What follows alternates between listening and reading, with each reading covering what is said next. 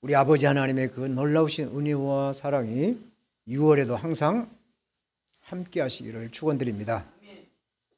요한복음에서 예수님은 7번의 표적을 일으키셨어요. 오늘 본문은 4번째 표적. 마태, 마가, 누가, 요한복음, 사복음서 모두에게 기록된 이 오병이의 기적은 기독교인이라고 한다면 누구나 다 잘 아는 말씀입니다. 그러면 이 기적이 무엇인가? 기적을 바라고 기적을 원하는 사람들이 대부분이 많이 있는데 이 기적이 과연 무엇인가? 사전을 찾아보니까 상식으로 생각할 수 없는 기이한 일 또는 신에 의하여 행해졌다라고 믿어지는 불가사의한 현상이라고 말하고 있습니다. 영어로 기적은 미라클이라는데 이 미라클의 뜻은 놀라운 일이라는 것이죠. 놀라운 일. 요한복음 5장은 이제 38년 된 병자를 고치시는 그런 말씀으로 쭉 1절부터 마지막 절까지 이렇게 연결이 되는 말씀이었어요. 그리고 6장에서는 이제 오병이의 기적의 말씀과 예수님이 갈릴리 바다를 이제 걸어오시는 바닷물을 걸어서 오시는 그러한 4번째, 5번째 표적에 대한 말씀과 함께 영생에 대한 생명의 양식, 즉 성찬에 대한 말씀과 사도 베드로의 그 신앙 고백, 그리고 가룟 유다의 배신에 대한 말씀으로 요한복음은 말씀을 하고 있어. 하나님의 기적은 누구에게나 일어날 수 있어요. 그러나 하나님과 합한 자에게 하나님의 뜻과 행함을 통해서 이루어지는 하나님의 사람을 통해서 기적은 나타난다는 얘기죠. 그래서 기적은 하나님에게 놀라운 은혜요 은총인 것이죠. 그래서 기적은 하나님의 놀라운 사랑이에요. 근데 이 기적은 흔하지 않기 때문에 말 그대로 기적이라고 말을 해요. 기적이다. 기적이네? 라고 말하죠. 우리가 일상생활에서 하는 일들을 기적이라고 말하지 않아요. 그렇지만은 기적은 분명히 일어나고 있어요. 예수 믿는 하나님의 자녀들 가운데 기적이 나타나고 있는 것입니다. 이런 기적의 현장에서 하나님은 기적의 도구로 사람을 사용하시죠. 하나님은 홀로 기적을 행하시는 그런 전능자 하나님이시지만 홀로 행하시기보다는 사람을 택해서 그 하나님의 일꾼으로 훈련을 시키는 동역자로 사용을 하시면서 그 사람을 통하여 하나님의 기적의 역사를 보여주시는 겁니다. 그래서 사도 바울은 고린도전서 3장 9절에 우리는 하나님의 동역자다. 너희는 하나님의 밭이요 하나님의 집이다. 여기서 하나님의 집이라는 것은 교회라는 뜻이에요. 라고 이렇게 말씀을 하죠. 그래서 우리가 교회를 섬기며 사역자로 또는 평신도로 예수님의 그 동역자가 되었어. 기적의 도구로 쓰임을 받으면 얼마나 좋겠는가라는 그러한 바람, 그러한 믿음이 있는 것이죠. 오늘 본문에 예수님이 어떻게 오병이의 표적을 일으키셨는지 기적, 미라클, 기적이라는 제목으로 예수 그리스도의 은혜를 나누겠습니다. 저처럼 예수님은 동역자인 제자들의 믿음을 보고 기적을 일으키신다라고 말씀을 하세요. 5장에서 예수님은 유대인들과 안식일 논쟁을 마치고 이제 공생의 사역을 위해서 갈릴리 바다, 다른 말로 디베랴 바다 건너편으로 가셔요. 그런데 38년이나 된 그 불치병자를 고쳐준 그러한 연고로 수많은 사람들이 예수님의 이름을 따르고 있다는 것입니다. 요즘 유명한 가수나 또 연예인들을 이렇게 따라다니는 그런 팬들이 있어요. 이런 팬들은 정치권에도 있습니다. 그래서 당 대표나 뭐 이렇게 당을 추종하는 그러한 팬덤 정치를 하는 것처럼 예수님을 따르는 수많은 무리들이 예수님의 그 일행을 따라다닌다라고 말씀하고 있어요. 그런데 예수님의 일행은 갈릴리 바다를 배를 타고 건너편에 건너가셨습니다. 그런데 이 무리들은 배편으로 다 갈 수가 없었기 때문에 갈릴리 바다 주위, 큰 호수의 주위를 돌아서 예수님이 계신 곳까지 따라왔다는 것은 이것은 보통 열성이 아니라는 것을 알 수가 있어. 갈릴리 바다 둘레가 한 50km 정도 된다고 그래요. 그러니까 큰 호수예요. 폭이 넓은 곳은 한 20여 킬로, 또 좁은 쪽은 한 10여 킬로 정도 되는데 사람이 하루 종일 걸으면 한 100리, 한 40km를 걷는다고 합니다. 그러니까 이게 그 갈릴리 호수 그 바다의 그 지름의 반지름을 걸었다고 본다면 적어도 10시간 이상은 걸어서 예수님의 일행이 있는 곳에 이 무리들이 따라왔다는 얘기입니다.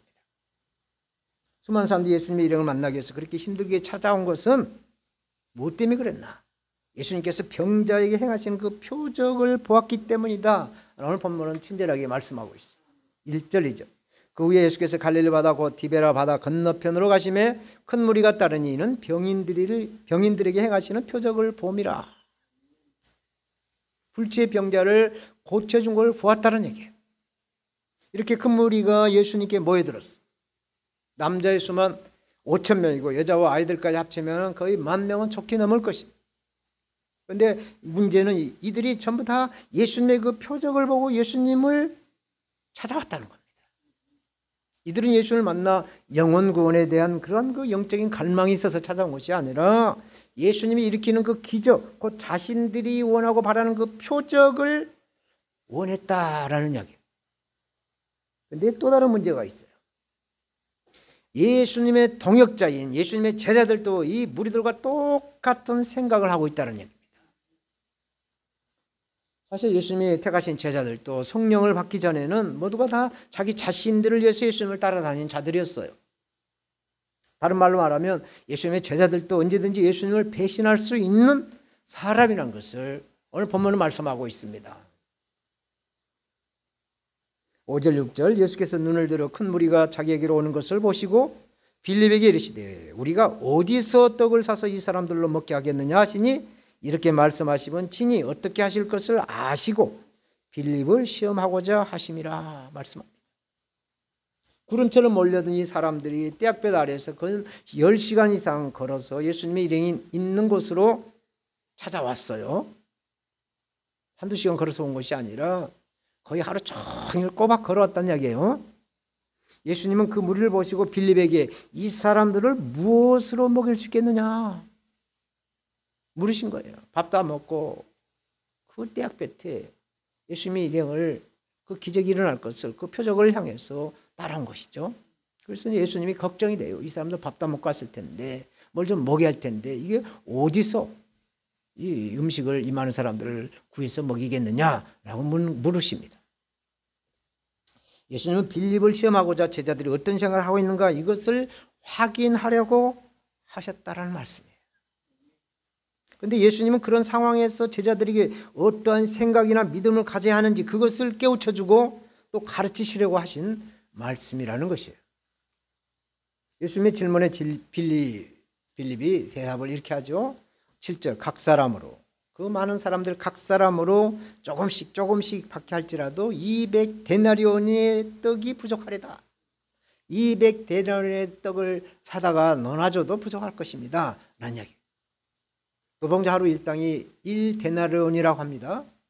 그러니까 요즘 노동자 일당이 뭐 얼마인지 정확하게 잘 모르겠지만 하여튼 다소간의 차이가 있겠지만 보통 한 15만 원으로 계산한다 하면 한 3천만 원 이상이 돈이 들어간다. 이 10,000명이 넘는 사람들의 밥 한 끼 먹이는데 최소한 미니멈으로 3천만 원 이상이 들어간다는 계산이 있습니다. 빌립은 돈을 예를 들어서 대답을 하고 있지만 사실은 그것은 불가능한 이야기다라는 얘기를 말하고 있습니다. 그렇지만 빌립의 대답은 그냥 주먹구구식으로 대충 이렇게 예수님에게 말한 대답이 아니라는 것이죠. 현실 감각이 뛰어난 그러한 대답을 빌립은 하고 있어요. 그런데 예수님은 빌립에게 우리가 어디서 떡을 사서 이 사람들에게 먹게 하겠느냐라고 5절에 말씀하죠. 어디 가서 이 사람들에게 떡을 사다가 먹이겠느냐라는 것이죠. 예수님은 어떻게, how, 방법을 묻지를 않았어요. 어디서, 왜요? 이 장소를 빌립에게 물었어요. 이 물음에 굉장히 의미가 있는 것이죠. 예수님 빌립에게 또는 제자들에게 듣고 싶은 대답이 무엇이었을까? 어디 가서 이 많은 사람들에게 이 떡을 사다가 먹이겠느냐라고 빌립에게 물어봤을 때 빌립의 대답을 이렇게 듣고 싶어하는 그 예수님의 그 의중이 무엇일까? 예, 주님, 그게 주님에게 있지 않습니까? 라는 대답을 원했어요. 그런데 빌립도 그렇고 예수님의 제자들도 똑같이 여전히 예수님이 함께하고 있음에도 불구하고 예수님이 아닌 다른 곳에다가 의지를 하고 다른 곳에 찾고 있다라는 것을 오늘 본문은 지적을 하고 말씀하는 겁니다. 사랑하는 여러분, 이런 모습이 빌립과 제자들뿐만 아니라 저와 여러분들의 모습이 아닌가라는 생각을 해봅니다. 제자들에게 원하시는 것은 수많은 무리가 먹을 수 있는 그런 떡이 아니에요. 돈이 아닙니다. 예수님이 원하시는 것은 오직 믿음을 소유하기를 바라시고 있는 거예요. 우리가 어디서 떡을 사서 이 사람들을 먹이겠느냐? 예수님 말씀하시죠. 어디 갔어? 허벌판 그 갈릴리 호수 주변에서 이 가게가 있겠습니까? 뭐 떡집이 있겠습니까? 베들레헴이나 가야 떡집이 있겠죠. 그런데 떡집이 없는 데 가서 어디 가서 이 사람들을 사다가 먹이겠느냐라는 것은 요한복음 6장 48절에 예수님이 곧 생명의 떡이라고 말씀하신 것이니까 나를 의지해서 나를 통해서 먹이겠다는 말씀을 하려는데 이 제자들 빌립은 눈에 보는 것을 머리로 계산했어요. 가슴으로 계산하지 않고 믿음으로 계산하지 않고 이 머리로 계산해서 말하고 있는 것에 예수님이 깝깝함을 가지고 있었다는 걸 우리가 느낄 수가 있습니다. 지금 저희 농장에 농장이라고 할 것도 없습니다만은 은혜 농장이라고 저는 이름을 짓고 농사를 짓고 있는데 작년에 3년생 포도나무를 3그루를 사다 심어놨어요. 그래서 작년에도 몇 송이 달렸는데 첫 해라 별로 신통치 않았지만 올해는 이제 뿌리발도 제대로 하고 가지도 잘 뻗쳐서 포도송이가 쫙 달렸어요. 그 많은 포도를 다 열매를 맺게 하기가 어렵기 때문에 많이 솎아줬더니 포도가 송이마다 알알이 아주 막 이렇게 척척척척 커가는 거 봐요. 아주 작은 아주 그 녹두만하게 지금 자라고 있어요. 포도송이에 녹두만한 이 포도가 자라고 있어요. 이제 다음 주 가면 이제 콩만하게 자랄 거예요. 네, 그래서 7월달, 8월달에 먹을 수 있는 그런 포도송이가 쫙 자라고 있어요. 이것은 뭐냐? 포도나무를 상징하는 예수님에게 가지는 성도는 붙어 있어야 한다는 것이죠. 그래서 성도는 가지로서 포도나무신 예수님에게 붙어 있어야 한다는 믿음을 예수님은 말씀하고 있는 것이죠. 오늘 본문에서 제자들은 믿음의 문제를 현실의 문제로 바꾸어서 대답을 하고 있다는 얘기죠. 정말 똑똑하게 포기해야 할 이유를 찾아서 예수님에게 대답을 하고 있어요. 얼마나 이렇게 똑똑한지 몰라요. 유식하죠.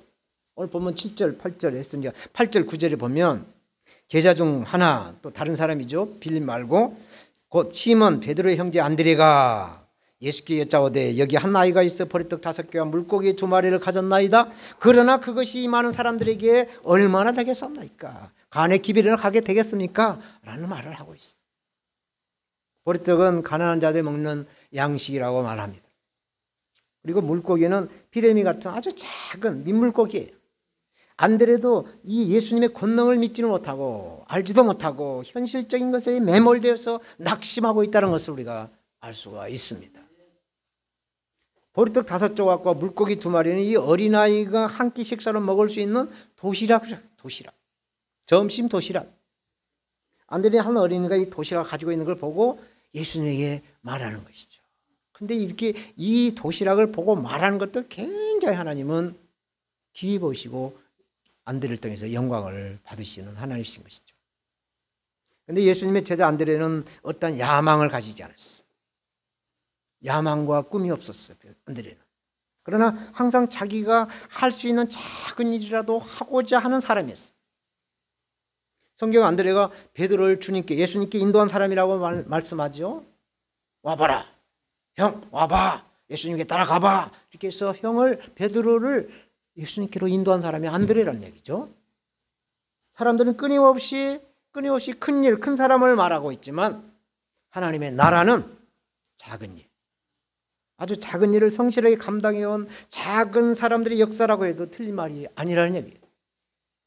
그래서 예수님은 이렇게 복음서에서 말씀합니다. 마태복음 25장 21절 또 23절에 똑같은 말씀을 반복하는데 달란트 비유를 하시면서 5달란트 받은 자와 2달란트 받은 자에게 말씀하시죠. 착하고 충성된 종아 네가 적은 일에 충성하였으며 내가 많은 것으로 네게 맡기리니 내 주인의 즐거움에 참여할지어다. 아멘.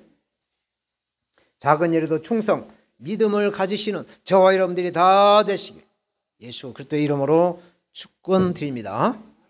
두 번째로 예수님 말씀에 순종하는 믿음이 있을 때 기적이 일어난다라고 말씀을 하셨습니다. 예수님의 말씀에 순종하는 믿음이 있을 때 기적이 일어난다는 것이죠. 안드레 말을 들으신 예수님은 수많은 사람들이 그 많은 사람들을 다 앉으라고 해요. 서서 막 우왕좌왕하지 말고 왔다 갔다 하지 말고 앉으라고 할 때 이 제자들은 예수님 말씀에 순종해서 앉으세요 하니까 그 많은 무리들이 또 예수님 말씀하니까 다 앉았다는 얘기죠. 순종했다는 얘기입니다. 그리고 제자들에게 무엇을 의지해야 되는지를 말씀해 주고 있어요. 10절 11절 예수께서 가라사대 이 사람들로 앉게 하라 하신데 그곳에 잔디가 많은지라 사람들이 앉으니 수요가 한 5천쯤 되더라. 예수께서 떡을 가져 축사하신 후에 앉은 자들에게 나눠주시고 고기도 그렇게 저희의 원대로 주시다라고 요한복음 아주 신적인 영적인 말씀을 이렇게 하고 있어요. 사람이 숫자가 5천 명이라고 말씀한 것은 구약시대 때부터 사람들의 숫자를 파악할 때 남자로서 전쟁에 나갈 수 있는 사람들, 성인된 남자를 기준으로 사람의 숫자를 파악하는 그런 전통이 있었어요.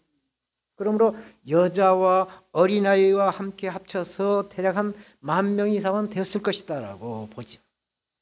아무튼 예수님은 제자들이 믿음을 깨우시는 표적을 보이시려고 말씀을 하고 있어요. 앉으라면 앉고 일어서라면 일어서는 예수님께 순종하는 사람을 통해서 예수님은 기적을 일으키신다는 거예요. 아무리 예수님께서 떡 5개와 물고기를 가지고 주여 주님이시지만 하나님이시라고 축사를 한다고 할지라도 그 작은 떡 조각을 받은 제자들이 그 많은 무리들에게 나눠줬을 때 기적이 일어났다는 사실이죠.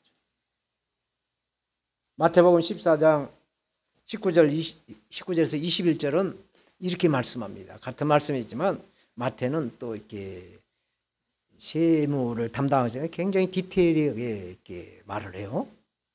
무리를 명하여 잔디에 앉히시고 떡 5개와 물고기 2마리를 가지셔서 하늘을 우러 축사하시고 예수님이 축사하시고 떡을 떼어 제자들에게 주심에 제자들이 무리에게 줬다라고 해요. 다 배불리 먹고 남은 조각을 12바구니에 차게 거두었으며 먹은 사람은 여자와 아이에 5,000명이나 되었다 말씀합니다. 사랑하는 여러분, 이 예수님은 보리떡 5조각을 12로 나눴죠. 또 물고기 작은 것도 그 12조각으로 나눴죠. 한 마리당 6조각씩 내가지고 이렇게 제자들에게 나눠줍니다. 근데 그 작은 떡 조각이나 그 물고기 조각이 눈에 보였겠어요? 제자들은 예수님 이것을 이 많은 사람들이 어떻게 나눠줄 수 있겠습니까? 라고 이렇게 말하지 않을 수 있겠어요? 근데 제자들은 그 작은 떡 조각을 그 물고기 조각을 그 많은 사람들에게 나눠주는 순종과 믿음이 있었기 때문에 기적이 일어났다라는 것이죠. 순종에 대한 이야기를 하나 드리겠어요. 중세 그 유럽의 한 수도원에서 그 원장이 수도원의 제자를 삼는 시험을 내는 그런 일이 있었어요. 수도원 원장은 밭에다가 배추를 심는데 배추를 거꾸로 심으라고 한 것이었어요. 배추를 거꾸로 심으라고. 그래서 수도원 원장은 제자가 되게 찾아온 젊은 2 사람에게 상식을 초월한 문제를 낸 것이에요. 이게 시험이라는 얘기죠. 한 청년은 원장의 말을 듣고 배추를 거꾸로 심으면 이게 죽을 텐데 이러면 되나 하면서 정상으로 땅에다 뿌리를 묻고 또 잘 살라고 물까지 갖다가 주었다는 얘기죠. 또 한 사람은 원장이 시키는 대로 배차 죽든지 말든지 그냥 배추를 땅에다 거꾸로 묻어두었어. 그 원장이 배추 뿌리를 땅에다 심는 청년에게 이렇게 말을 해요. 올해 당신은 정말 인생으로서 선생님으로서는 자격이 있습니다. 그러나 이 수도원의 제자로서는 자격이 없습니다. 빨리 집에 가셔서 다른 일을 하십시오. 라는 이야기입니다. 제자는 죽으라면 죽는 신용을 내야 된다. 예수님의 제자라고 한다면 예수님이 가라 하면 가고 서라면 서고 십자가를 지라 하면 십자가를 지는 길이 바로 제자의 길이라는 얘기입니다. 순종은 제사보다 낫고 듣는 것은 수양의 기름보다 낫다라고 성경은 말씀하고 있지 않습니까? 그러므로 순종은 믿음의 열매인 줄로 믿습니다. 우리가 믿음으로 행하는 삶이 바로 하나님의 말씀에 순종하는 삶인 것이. 그래서 믿음은 곧 순종이요, 순종은 믿음이 없으면 할 수가 없다라는 것입니다. 12절, 13절 말씀 봅니다. 저희가 배부른 후에 예수께서 제자들에게 이르시되 남은 조각을 거두고 버리는 것이 없게 하라 하시므로 이에 거두니 보리떡 5개로 먹고 남은 조각이 12바구니에 찼더라. 남자만 5,000명이 넘는 사람들이 배불리 먹은 후에 12바구니에 가득 채웠습니다. 오병의 기적은 떡 5개와 물고기 2마리로 5,000명 이상이 먹은 그런 것이 기적이죠. 그렇지만 이것보다 더 큰 기적이 있다는 것을 예수님은 말씀합니다. 예수님을 만난 그 많은 10,000명이 넘는 사람들의 그 마음과 믿음이 바뀌었다는 것이 바로 기적이라는 것을 말씀하고 있어요. 이 사람들이 어떻게 마음이 바뀌었는가? 오늘 본문 14절, 15절을 말씀해 주고 있습니다. 그 사람들이 예수의 행하신 이 표적을 보고 말하되 이는 참으로 세상에 오실 그 선지자라 하더라. 그러므로 예수께서 저희가 와서 자기를 억지로 잡아 임금 삼으려는 줄 아시고 다시 혼자 산으로 떠나가셨다 말씀합니다. 유대인들은 메시아에 대해서 구약 성경에서 수없이 들어왔기 때문에 선지자는 곧 메시아다라는 것을 알았어요. 그러므로 그들은 예수님을 임금으로 삼으려고 했기 때문에 예수님은 혼자 산으로 올라가셨다라고 말씀을 합니다. 예수님의 표적을 본 수많은 무리들은 예수님을 메시아로 알았어요. 구세주라는 것을 알았습니다. 그러나 그들은 예수님을 그들의 물질의 문제를 해결해 주고 그들의 병을 고쳐주는 그런 메시아로 알았다는 얘기입니다. 구약성경에서 예언한 오시리라고 예언한 그 말씀하신 메시아가 바로 신약성에서 오신 그리스도 예수십니다. 예수님은 눈에 보이는 것은 물론이요 보이지 않는 영원한 세계를 창조하신 창조주 하나님이시 바로 예수 그리스도십니다. 그러므로 예수님은 인간의 생명을 주관하시는 구세주로 이 땅에 오신 거예요. 물질의 문제를 해결하는 것은 물론이요 영원한 생명을 주관하기에 오신 예수 그리스도를 만나는 것이 바로 우리에게 기적인 줄로 믿습니다. 이 말씀에 결론을 맺겠어요. 1835년 영국 그 스코틀랜드에 태어나서 12살에 그 부모의 손을 잡고 미국으로 이민한 한 소년이 있었어요. 그는 기차역 심부름꾼도 했고 또 전보를 갖다 배달하는 그런 일도 하고 투잡, 쓰리잡 여러 가지 일들을 어린이로서는 감당할 수 없는 그런 일들을 해왔어요. 그러던 어느 무더운 여름날 땀을 뻘뻘 흘면서 전보를 배달하고 있는데 그 전보 수치, 전보를 받은 사람이 그 소년의 그 어린 12살 먹은 소년의 어깨를 감싸주며 따뜻하게 격려의 말을 해줍니다. 지금은 소수의 사람들에게 이런 소식을 전하는 일을 하고 있지만 앞으로는 언젠가는 많은 사람들에게 희망을 전하는 큰 일을 하도록 노력하라 하면서 위로와 격려의 말을 해주었어요. 전보 수치인의 그 말 한마디는 그 소년의 가슴에 큰 용기와 미래의 꿈을 심어 주었다는 얘기죠. 소년의 일상에서 대하는 모든 태도와 행동을 바뀌게 하는 그러한 계기가 앞으로 큰 사람이 되기 위해서는 이렇게 하면 안 된다라는 그러한 계기를 삼았다는 거예요. 소년의 삶에는 성실함과 또 근검 전략하는 신실한 믿음의 사람으로서 본보기가 되어가는 것이죠. 세월이 흘러 이제 장년이 된 이 소년은 큰 산업의 자본가로 대성을 합니다. 교육과 사회복지 분야에서도 괄목할 만한 기여와 헌신을 한 그런 큰 사업가로 성장하게 되죠. 역사에 빛난 인물이 됐어.